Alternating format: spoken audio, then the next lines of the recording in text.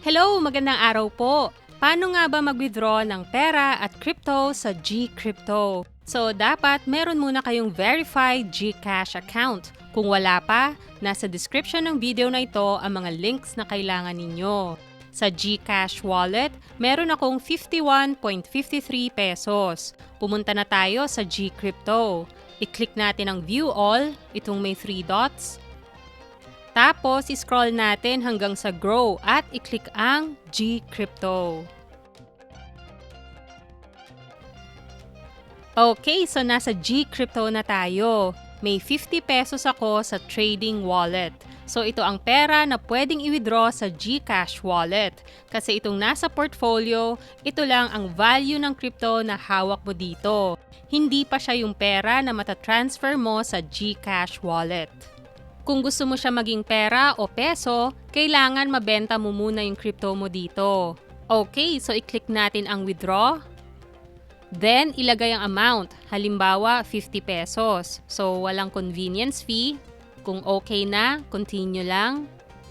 Then, magsisend sila ng 6-digit authentication code sa email. I-enter nyo dito ang code at huwag isi-share kahit kanino. Then, submit code. Okay, success! Back to GCrypto. Yan, so 0 na ang trading wallet ko. I-check naman natin sa GCash wallet. Refresh. Okay, so nadagdagan na ang pera ko sa GCash wallet. Na-withdraw ko na ang 50 pesos ko galing sa GCrypto. Nasa transaction history na rin siya. Ngayon, magwi-withdraw tayo ng crypto papunta sa ibang wallet. Makikita nyo dito ang value ng crypto na hawak nyo. I-check natin sa portfolio. Yan, makikita nyo rin yung value ng bawat crypto na hawak nyo dito. Then, pumili ng crypto na gusto nyong i-withdraw or i-send sa ibang wallet. Halimbawa, Polygon. Okay, tapos i-click ang send dito. So, kakailanganin natin yung crypto address ng wallet na pagsisendan nyo. Paalala lang na dapat tama ang crypto address at network. Kasi pag mali, hindi nyo na siya matatanggap sa wallet nyo. Wala na yun. Hindi naman kasi pare-parehas ang crypto addresses at networks. So, ang gamit ko dito ay Trust Wallet. Hanapin ang crypto na gusto nyong i-withdraw from GCrypto. So, sa akin, Polygon na under Polygon Network. Tapos, i-click ang Receive para makita nyo yung crypto address niya. Pwedeng i-scan ang QR code or i-copy ang crypto address. Ako, kinopya ko siya. Okay, balik tayo sa GCrypto. Ilagay kung magkano ang amount na gusto nyong i-withdraw dito. Pwedeng may butal. Ayan. Makikita nyo dito yung minimum at maximum amount na pwedeng i-send. So, sa Polygon, 2.8 POL. Ang isi-send ko ay 8.37 POL. Iba-iba po ang minimum at maximum send amounts per crypto. Ito lang yung sa POL.